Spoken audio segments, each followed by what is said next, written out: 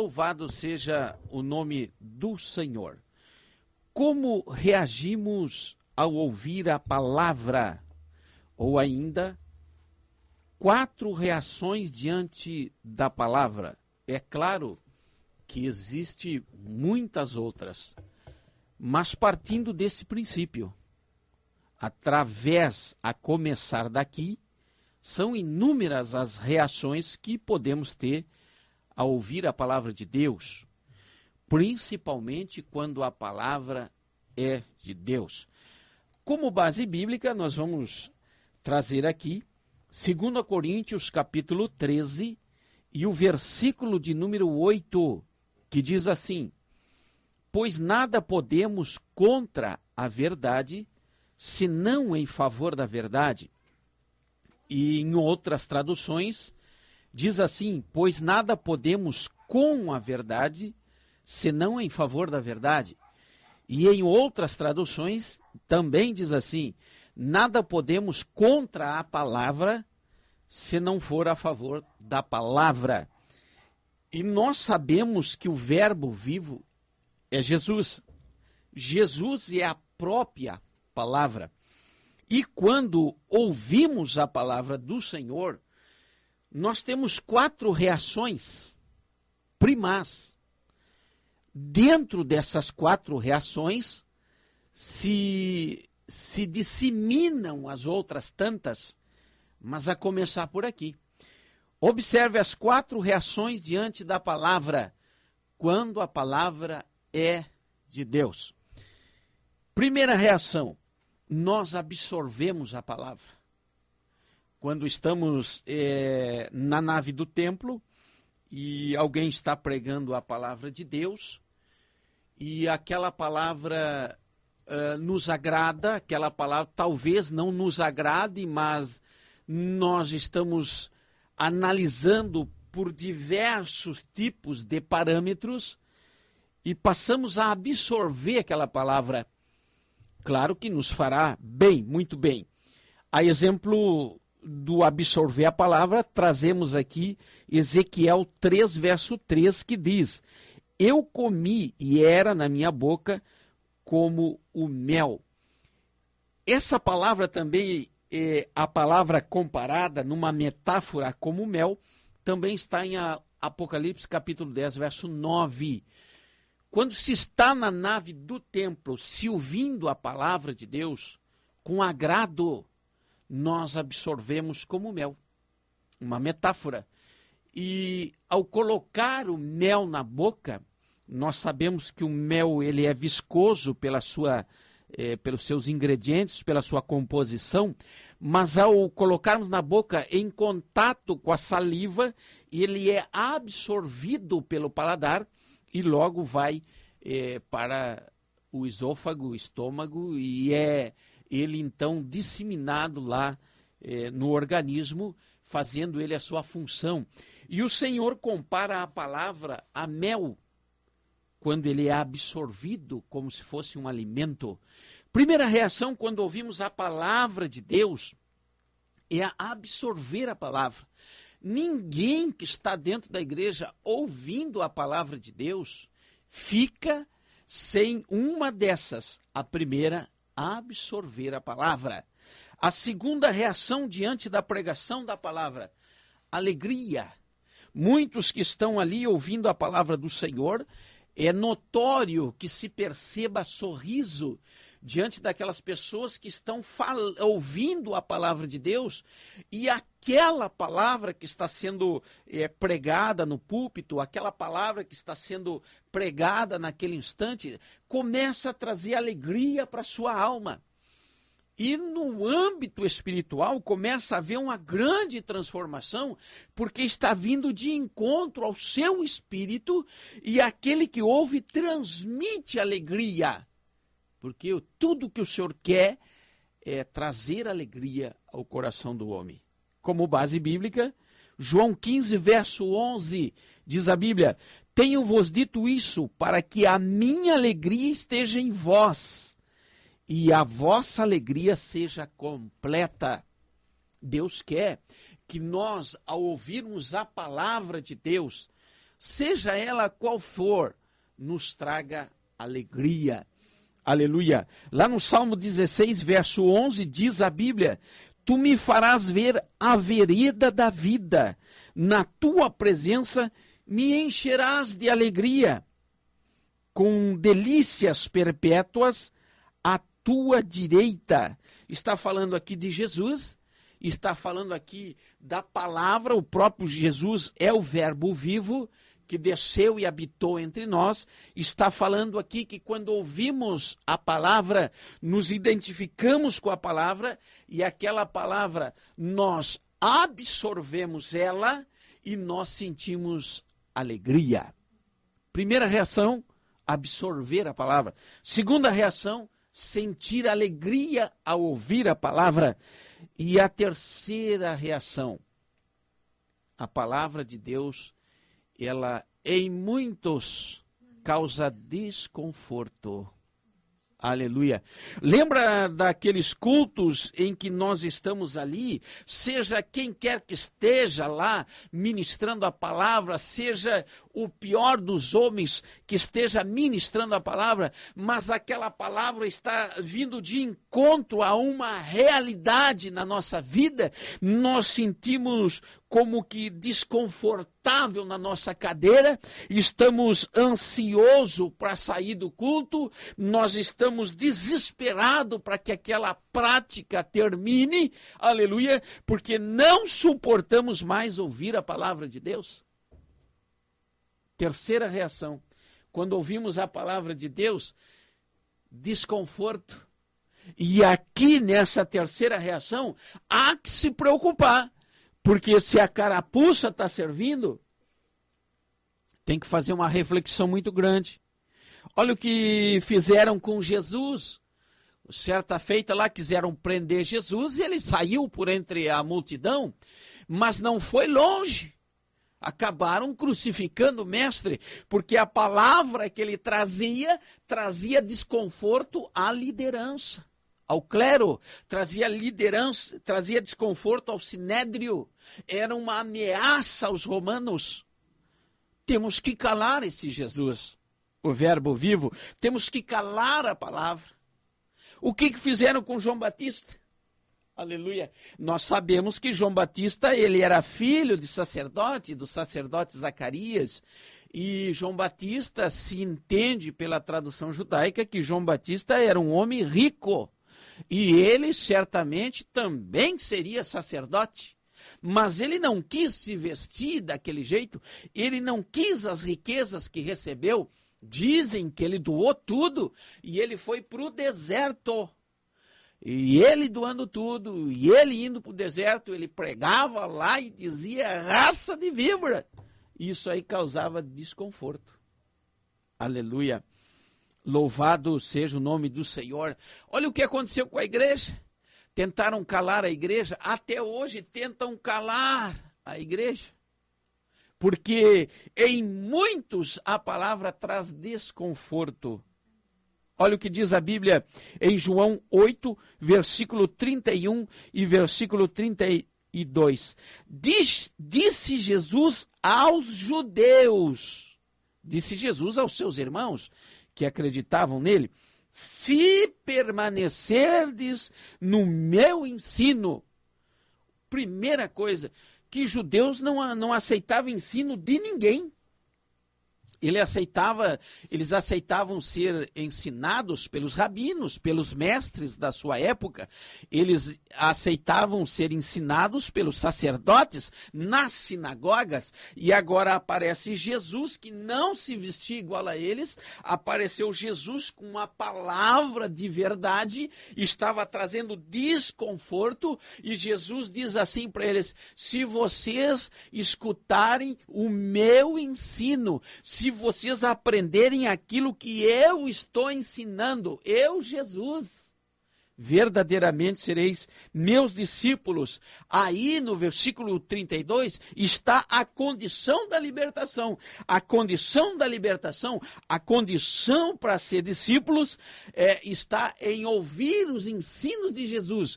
Quem ouve os ensinamentos de Jesus diz: conhecereis a verdade e a verdade vos libertará.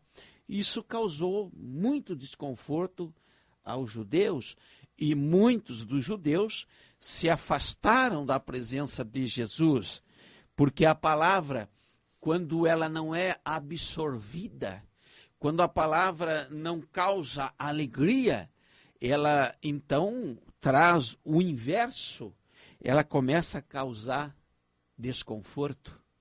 E quando ela causa desconforto, aquele cujo qual está trazendo desconforto deve refletir, porque em alguma situação ela está mexendo. A palavra de Deus. Aleluia. A quarta situação onde reagimos diante da palavra do Senhor. A palavra de Deus confronta. Aleluia. É por isso que a Bíblia diz: ninguém pode ir com a Bíblia, a não ser pela Bíblia. Quer dizer, ou você aceita a Bíblia ou rejeita. Ou você aceita o que está escrito aqui ou rejeita.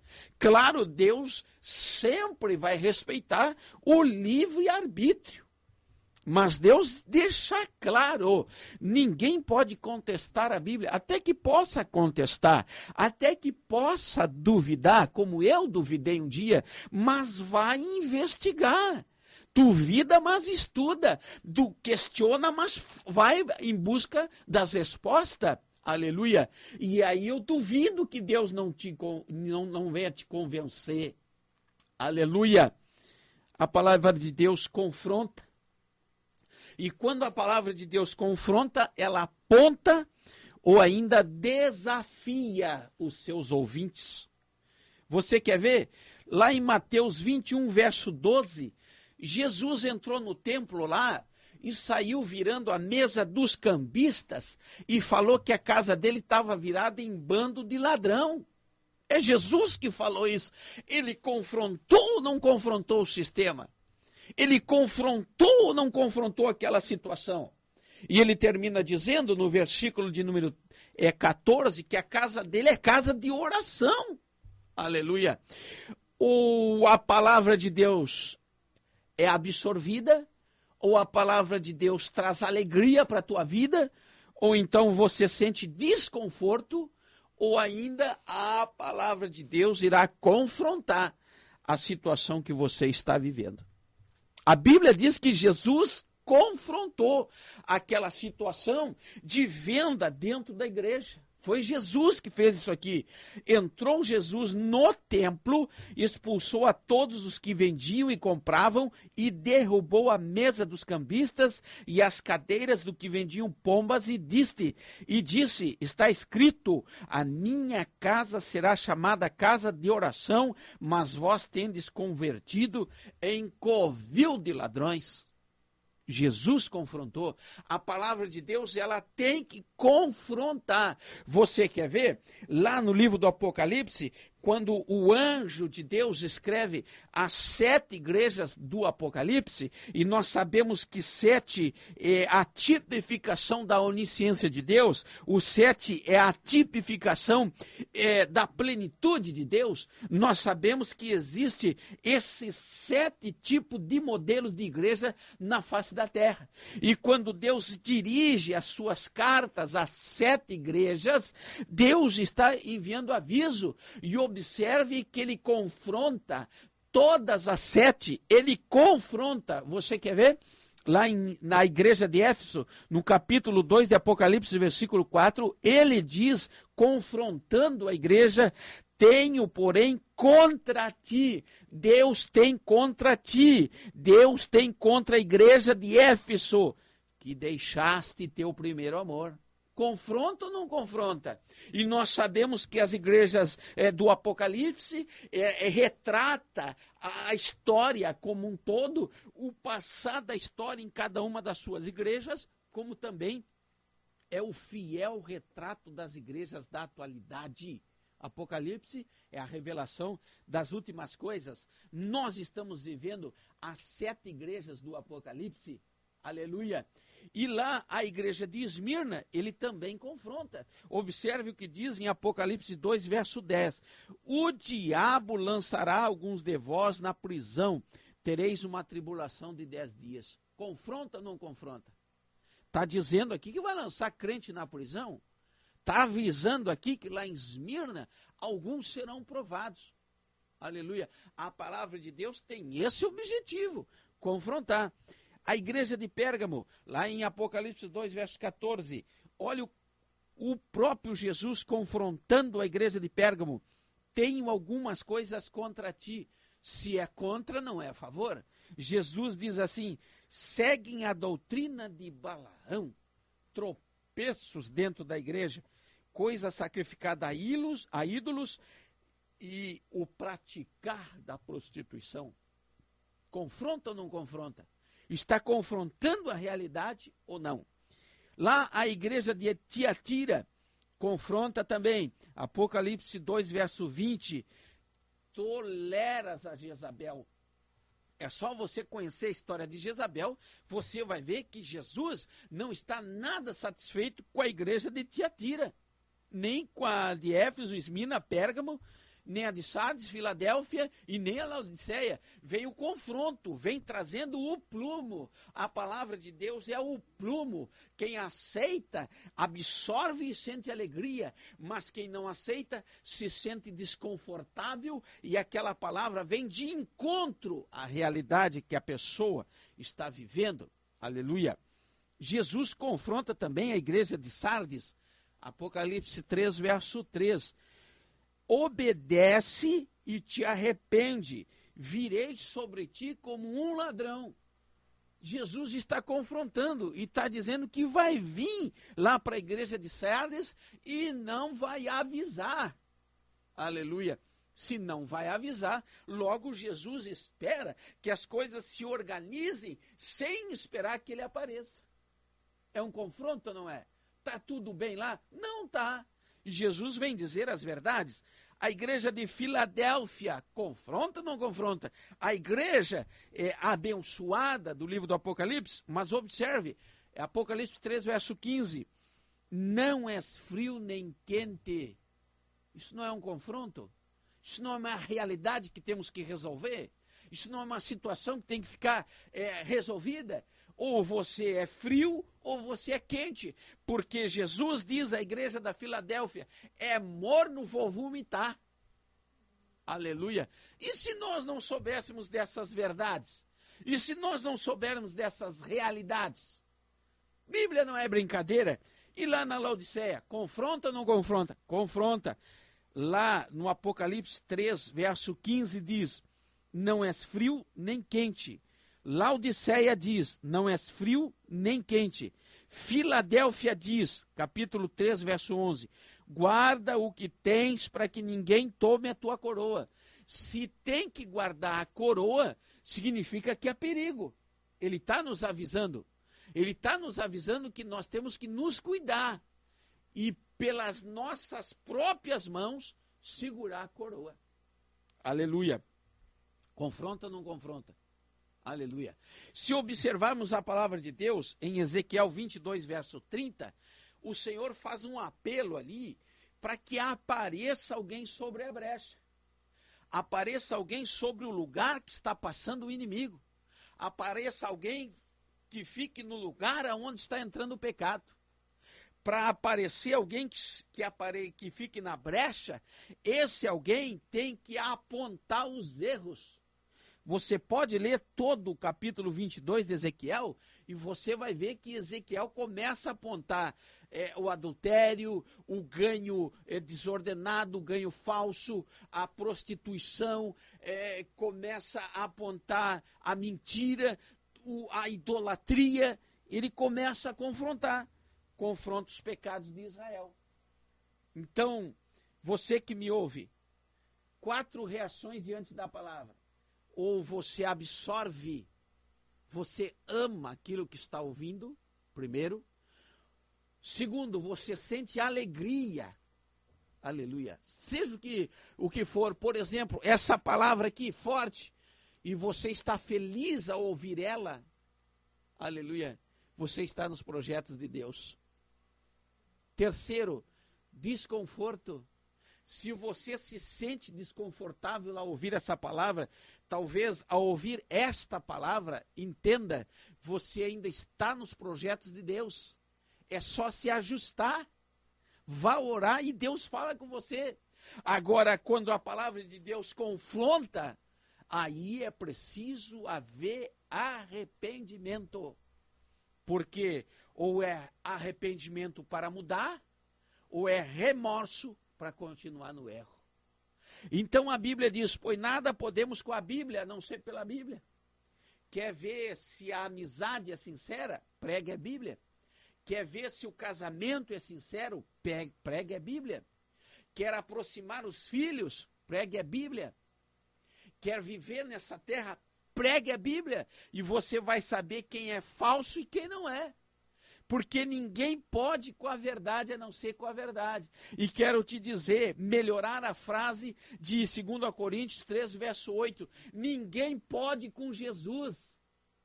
Aleluia. A não ser que esteja do lado de Jesus. Se você está com Jesus, também não podem contigo. Aí o que acontece? Quando você está com Jesus, as pessoas aceitam a tua presença. Quando você está com Jesus, as pessoas se alegram com a tua presença. Quando você está com Jesus, as pessoas podem se sentir desconfortáveis com a tua presença. Quando você está com Jesus, a tua presença está apontando o erro deles e você está confrontando eles, porque o Espírito Santo de Deus está na tua vida, a palavra de Deus está na tua vida. Receba essa palavra em nome de Jesus.